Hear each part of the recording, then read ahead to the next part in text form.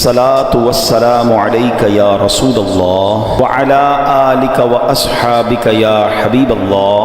الصلاة والسلام عليك يا نبي الله وعلى آلك وأصحابك يا نور الله. درود پاک پڑھنے کے بے شمار فضائل و برکات ہیں.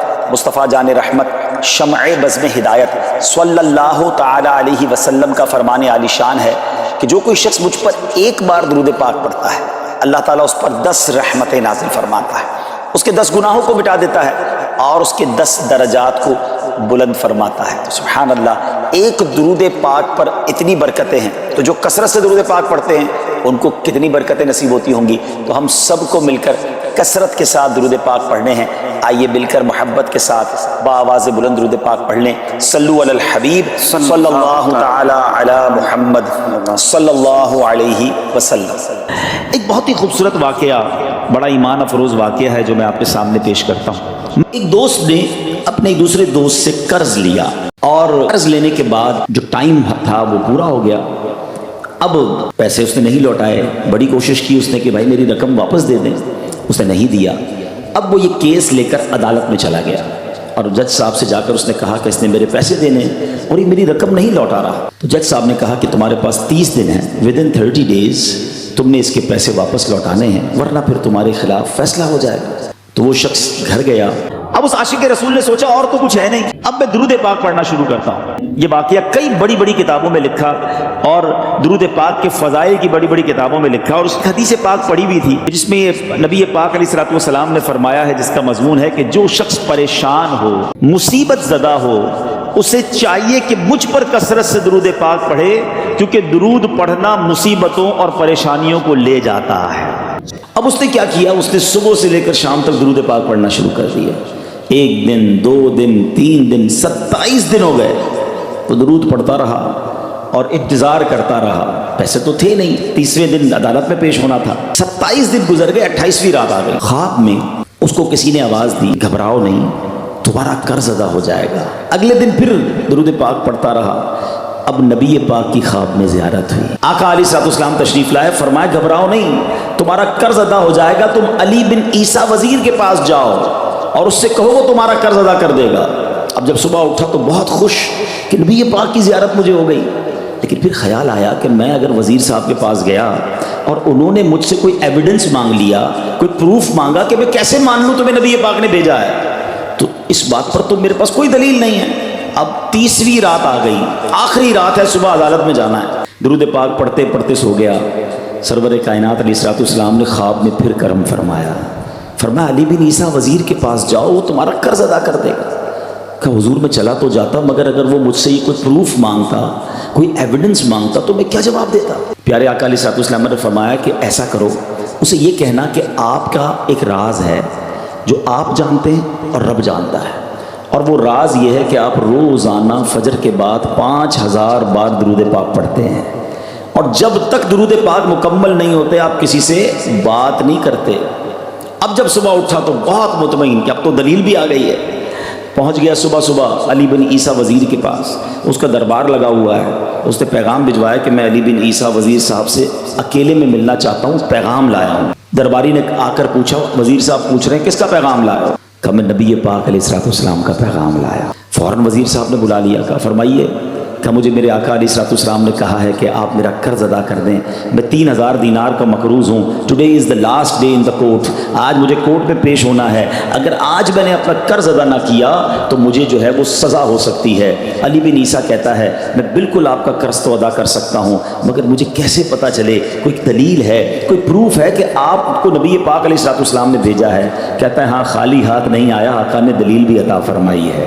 اچھا بتائیے کیا دلیل ہے؟ کہ دلیل یہ ہے کہ آپ کا ایک راز ہے جو صرف آپ جانتے ہیں اور آپ کا رب جانتا ہے. 5000 ٹائمز ڈیلی آپ درود پاک پڑھتے ہیں فجر کے بعد اور جب تک یہ درود پورے نہیں ہوتے آپ کسی سے بات نہیں کرتے.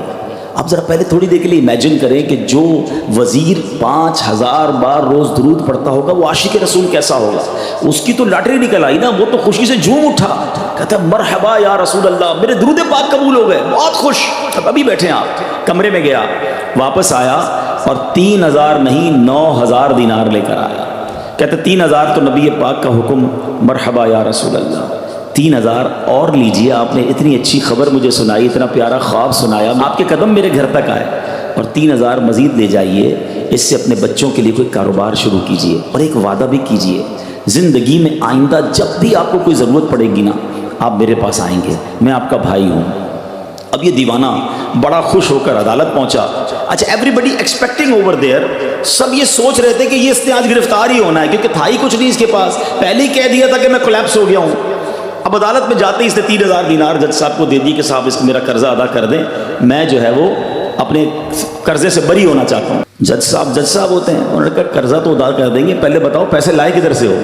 تم تو کہتے تھے پیسے نہیں تھے تمہارے پاس، اتنی بڑی رقم کیسے انتظام کی؟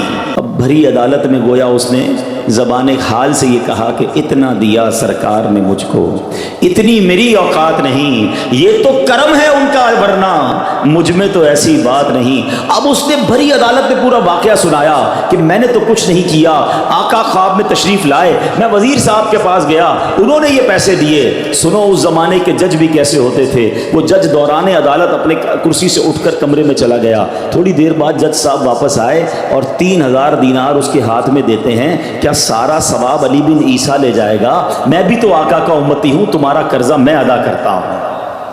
اچھا، اب جس نے کیس کیا تھا، سبحان اللہ، کیا ماحول تھا، کیا انداز تھا، کیا دل تھے، وہ بھی تو دیکھ رہا ہے، کہتا ہے میں بھی تو آقا کا امتی ہوں، رکے ذرا، کاغذ قلم دیجئے، بندے کو میں قرضہ ہی معاف کر دیتا ہوں۔ اچھا، قرضہ ہو گیا معاف۔ اب جو 3,000 جج صاحب نے دیے تھے، وہ بندہ کہتا ہے جج صاحب ہوں واپس لے لو، میرا تو قرضہ ہی ادا ہو گیا۔ تو جج صاحب کہتے ہیں جو پیسے آقا کے نام پر نکال دیے میں نے واپس نہیں لینے، یہ سارے تم ہی لے جاؤ۔ اب یہ 12,000 دینار لے کر یہ عاشق رسول جھومتا ہوا اپنے گھر پر جا رہا ہے۔ اے میرے پیارے اسلامی بھائیوں، ایک رات پہلے ایک سنگل پینی اس کے پاس نہیں ہے، اور اگلے دن 12,000 دینار ہیں۔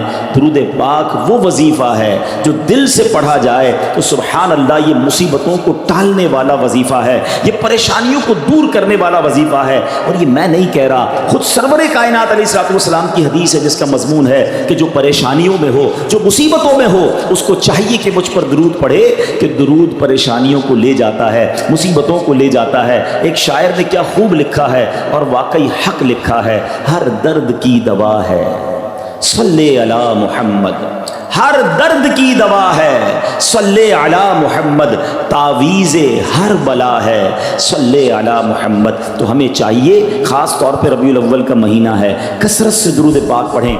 اس ایک واقعے کے اندر جو ہم سب کے لیے درس ہے، جو ہم سب کے لیے پیغام ہے، شاعر لکھتے ہیں نا، دکھوں نے تم کو جو گھیرا ہو تو درود پڑھو، دکھوں نے تم کو جو گھیرا ہو تو درود پڑھو، جو حاضری کی تمنا ہو تو درود پڑھو۔